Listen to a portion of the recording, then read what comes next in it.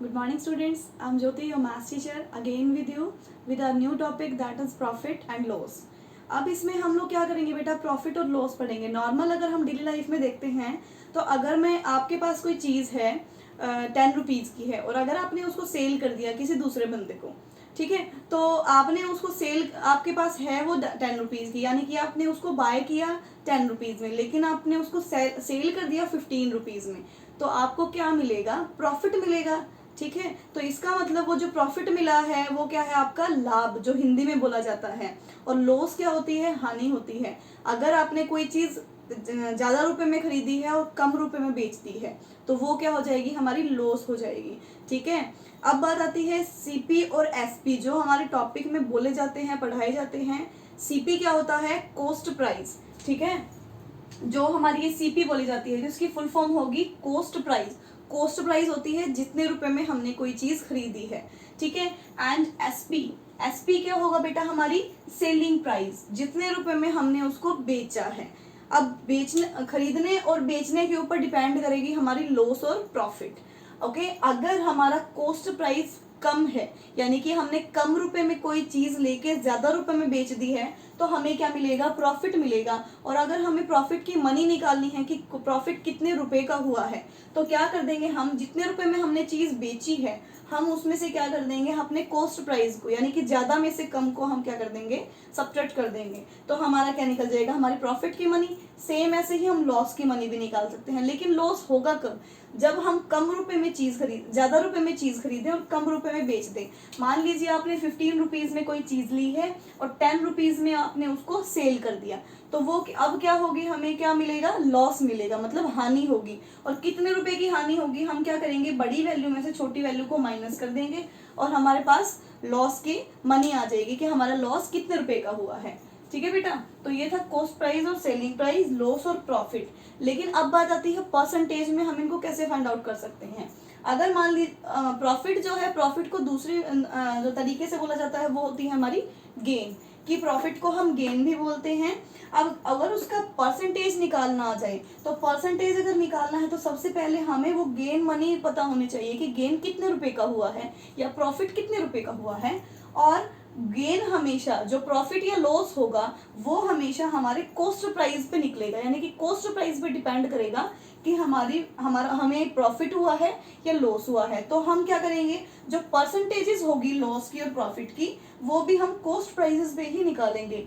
Same है, फॉर्मूले में कोई चेंज नहीं है, सिर्फ इतना सा चेंज है कि प्रॉफिट परसेंट निकालना है तो यहाँ हमें प्रॉफिट पता होना चाहिए, लॉस परसेंट निकालना है तो हमें लॉस की मनी पता होनी चाहिए, कितने रुपए का लॉस हो रहा है. ठीक है, ये हमारा फॉर्मूला है परसेंटेज निकालने के लिए.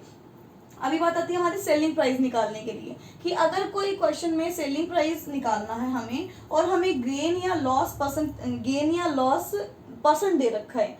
ठीक है, गेन और लॉस परसेंट दे रखा है, तो हम उसको कैसे फाइंड आउट करेंगे. ये फॉर्मूला है कि अगर मान लीजिए गेन दे रखा है, मतलब प्रॉफिट दे रखा है आपको, प्रॉफिट परसेंट दे रखा है आपको, तो आप क्या करेंगे, आपको उस क्वेश्चन में प्रॉफिट परसेंट भी दिया होगा, आपको उसमें कॉस्ट प्राइस भी दी होगी. ठीक है, तो उसमें क्या करेंगे, हम गेन दे रखा है या फिर प्रॉफिट दे रखा है तो हम उसमें प्लस का साइन यूज करेंगे, और अगर लॉस दे रखा है तो हम उसमें माइनस का साइन यूज करेंगे. ठीक है, और निकलेगा किस पे, कॉस्ट प्राइस के साथ में.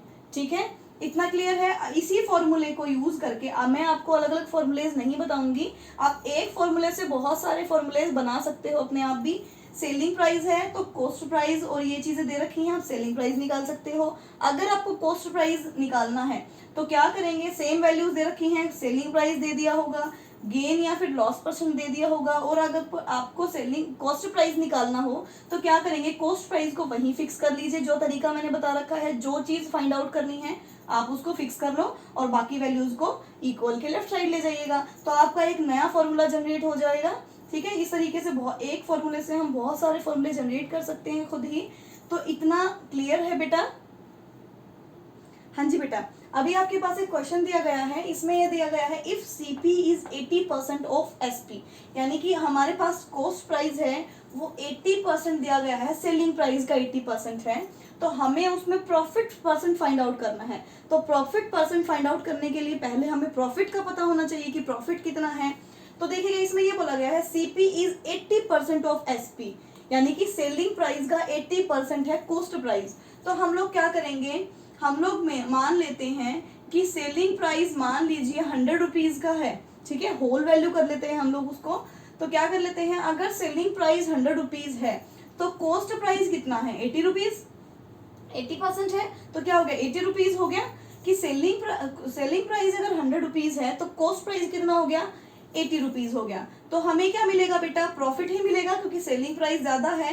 तो प्रॉफिट कितने का होगा हमारा, सेलिंग प्राइस में से हम कॉस्ट प्राइस को माइनस कर देंगे, कितने रुपए का आ गया बेटा 20 रुपीज़ का प्रॉफिट मिल चुका है। अब हमें फाइंड आउट क्या करना है, प्रॉफिट परसेंट फाइंड आउट करना है। तो हम प्रॉफिट परसेंट के लिए फॉर्मूला लगाते हैं, उसके लिए हमें प्रॉफिट पता होना चाहिए, साथ में हमें 100 लगाना है, और नीचे किस पे निकलता है ये कॉस्ट प्राइस पे निकलता है, मैंने आपको पहले बताया था। तो हम क्या कर देंगे, सारी वैल्यूज को पुट कर देते हैं। प्रॉफिट हमारा 20 रुपीज़ का है, मल्टीप्लाई 100 एंड कॉस्ट प्राइस हमारा कितना है 80 रुपीज़ का। तो हम लोग क्या कर लेते हैं, इसको सॉल्व कर लेते हैं, 2 1 2 4 एंड ये कितना आ गया 25, यानी कि प्रॉफिट परसेंट कितना आ चुका है बेटा 25% का प्रॉफिट परसेंट हो चुका है।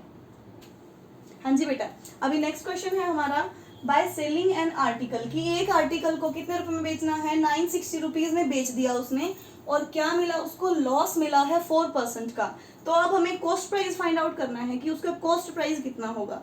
तो देखिएगा इसमें हमें सेलिंग प्राइस भी दे रखा है और साथ में हमें लॉस परसेंट दे रखा है। तो कॉस्ट प्राइस के लिए हम लोग क्या कर लेते हैं, हम लोग अपना फॉर्मूला यूज करते हैं।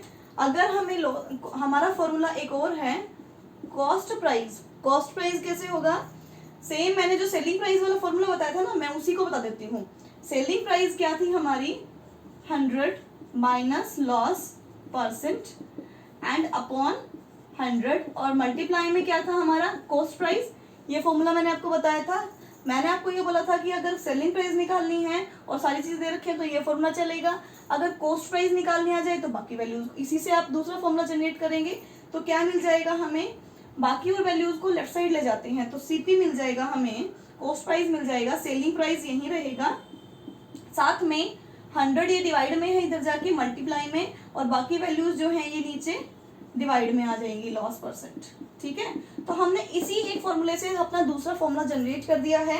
अभी देखिएगा वैल्यू पुट करना स्टार्ट करते हैं। सीपी निकालना है, सेलिंग प्राइस हमें कितना दे रखा है 960, ठीक है, मल्टीप्लाई 100 हो गया है, और नीचे क्या हो गया है 100 माइनस लॉस परसेंट कितना है बेटा हमारा 4 है, तो हमने 4 लिख दिया है। ठीक है, अभी देखिएगा 100 माइनस 4 क्या हो जाएगा हमारा 96, 960 मल्टीप्लाई 100 एंड नीचे कितना हो जाएगा 96। जब हम इसको डिवाइड करेंगे कितना आ गया 10 आ गया, और हमारे पास वैल्यू कितनी आ गई है 1000 रुपीज। इसका मतलब हमारा कॉस्ट प्राइस कितना हो गया है 1000 रुपीज हो गया है। ठीक, हाँ जी बेटा। अब नेक्स्ट आ रहा the cost price of 25 articles. हमें क्या बोला गया है, कॉस्ट प्राइस है 25 आर्टिकल्स का, वो किसके इक्वल है, सेलिंग प्राइस ऑफ 20 आर्टिकल्स। यानी कि कॉस्ट क्या किया 25 आर्टिकल्स 25 थिंग्स या चीजें, जो भी 25 चीजें हमने खरीदी हैं वो किसके इक्वल है, 20 जो चीजें हमने बेच दी उनके बराबर है। तो हमें क्या करना पड़ेगा इसमें, हमें क्या फाइंड आउट करना है, प्रॉफिट परसेंट फाइंड आउट करना है। तो प्रॉफिट परसेंट फाइंड आउट करने के लिए हमें सबसे पहले नॉर्मल प्रॉफिट के अमाउंट पता होने चाहिए, कितना प्रॉफिट होगा। तो हम लोग क्या कर लेते हैं, हमें पता है प्रॉफिट और लॉस किस पे फाइंड आउट किया जाता है, कॉस्ट प्राइस पे। तो हम पहले उनका कॉस्ट प्राइस निकाल लेते हैं। कॉस्ट प्राइस अगर सारी चीज़ों का निकल गया है तो फिर उसके थ्रू हम क्या निकाल लेंगे, अपना प्रॉफिट भी निकाल लेंगे और प्रॉफिट का परसेंटेज भी निकाल लेंगे। तो मैं क्या कर लेती हूँ, मान लेती हूँ अपना let cost price CP of 1 article, एक आर्टिकल का कॉस्ट प्राइस 1 रुपए है। ठीक है, अगर एक आर्टिकल का कॉस्ट प्राइस 1 रुपए है तो 25 आर्टिकल्स का कितना हो जाएगा, ये मैं बाद में करती हूँ। अभी देखिएगा इसका तो मुझे पता है, मैं बात करती हूँ सेलिंग प्राइस वाले का। कोई चीज बेची कब जाएगी, अगर उसका हमारे पास होगी, हमने पहले खरीद रखी होगी तभी तो हम उसको बेचेंगे। तो देखिएगा इसका पहले हम कॉस्ट प्राइस निकाल लेते हैं कि कॉस्ट प्राइस ऑफ 20 आर्टिकल्स का कितना हो जाएगा 20 रुपीज। ठीक है, कॉस्ट प्राइस निकल गया, सेलिंग प्राइस तो हमें पता है। अभी देखिएगा कॉस्ट प्राइस जो है 20 रुपीज का, ठीक है, कितना हो गया 20 रुपीज। अब सेलिंग प्राइस भी है 20 रुपीज का, इसी का सेलिंग प्राइस वो किसके इक्वल है, 25 कॉस्ट प्राइस के ना, 20 कॉस्ट प्राइस ऑफ 25 आर्टिकल्स के, ठीक है। लेकिन 25 आर्टिकल का कॉस्ट प्राइस कितना हो जाएगा 25 रुपीज, क्योंकि एक आर्टिकल का कॉस्ट प्राइस 1 रुपए है, तो 25 आर्टिकल्स का कितना हो जाएगा 25 रुपए, यानी कि सेलिंग प्राइस जो है 20 आर्टिकल्स का वो तो आ गया 25 रुपए, और कॉस्ट प्राइस आ गया 20 आर्टिकल्स का 20 रुपीज। तो देखिएगा हमने कम रुपए में चीज ली और ज्यादा रुपए में बेच दी, तो हमें क्या मिल गया, प्रॉफिट मिल गया। प्रॉफिट मिल गया तो कितना हो गया बेटा, सेलिंग प्राइस में से हम कॉस्ट प्राइस को माइनस कर देते हैं, कितने रुपए आ गए बेटा 5 रुपीज। इसका मतलब हमने प्रॉफिट की अमाउंट फाइंड कर ली है, तो अब हम प्रॉफिट का परसेंट फाइंड आउट कर लेते हैं। प्रॉफिट परसेंट के लिए प्रॉफिट की अमाउंट जो है वो रख लिया, साथ में 100 हो गया है, और नीचे कितना किस पे लेंगे हम लोग, कॉस्ट प्राइस पे। कॉस्ट प्राइस हमारा 20 आर्टिकल्स का लेंगे, क्योंकि 20 आर्टिकल्स के साथ ही हम लोग कॉस्ट प्राइस भी फाइंड आउट कर रहे हैं, सेलिंग प्राइस भी, उसका प्रॉफिट भी। तो क्या करेंगे 20 आर्टिकल्स का ही यूज करते जाएंगे, ठीक है। तो हमारा 20 रुपीज इसका हो गया है कॉस्ट प्राइस। 10 से 10, 2 1 जा 2 5 जा, तो प्रॉफिट कितना हो गया बेटा हमारा 25% हमारा प्रॉफिट परसेंट हो चुका है। आई थिंक आपको ये टॉपिक क्लियर हो गया होगा। एक क्वेश्चन और दिया गया है बेटा आपको, वो सबसे इंपॉर्टेंट क्वेश्चन है। आपको ये बोला गया है N article is sold at a loss of 20%।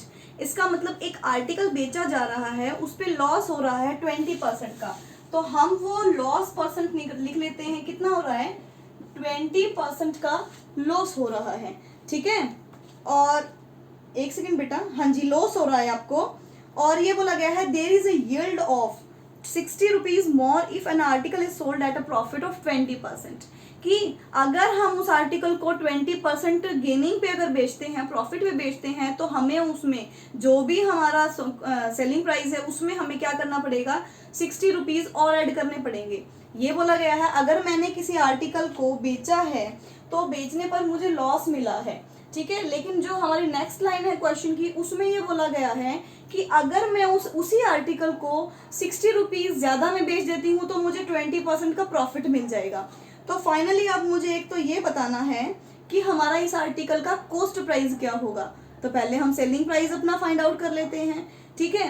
मैंने मान लिया लेट मेरे पास जो सीपी है यानी कि कॉस्ट प्राइस है वो मैंने एक्स मान लिया अपना, ठीक है, कि मेरे पास कॉस्ट प्राइस एक्स है। अब मुझे लॉस पता है अपना, फर्स्ट लाइन में जो मैंने बताया है कि लॉस कितना हुआ है 20% हुआ है। तो मैं क्या कर लेती हूँ अपना लॉस जो है वो निकाल लेती हूँ, ठीक है। लॉस की वैल्यू निकाल लेते हैं हम लोग। लॉस की वैल्यू कैसे आएगी, कॉस्ट प्राइस का क्या कर लेते हैं 20% निकाल देते हैं, ठीक है। कॉस्ट प्राइस का 20% कर देते हैं हम लोग। तो देखिएगा क्या हो जाएगा, एक्स ऑफ का मतलब मल्टीप्लाई 20/100 यानी कि 1/5, इसका मतलब x/5 हमारे पास में क्या आ गई है, लॉस आ गई है, ठीक है। अब देखिएगा हमें लॉस भी मिल चुका है, हमें सीपी हमारे पास है, कॉस्ट प्राइस भी है, लॉस भी है। तो हम पहला एसपी हमारा पहला सेलिंग प्राइस निकाल लेते हैं कि हमने उसको कितने रुपए में बेचा कि हमें 20% का लॉस हुआ।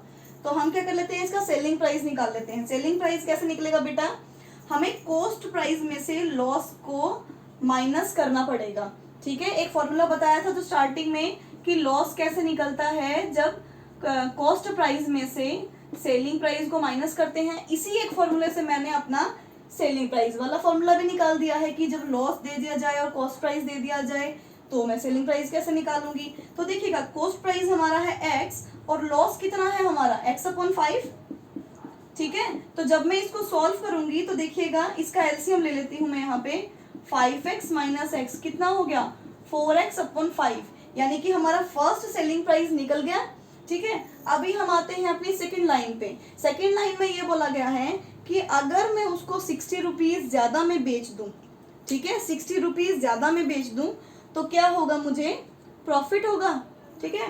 तो अभी देखिएगा फर्स्ट सेलिंग प्राइस मैंने निकाल दिया, अब सेकंड सेलिंग प्राइस हम निकालते हैं सेकंड, ठीक है। हमारे पास गेन कितना है देखिएगा, हमारे पास गेन कितना हो रहा है बेटा,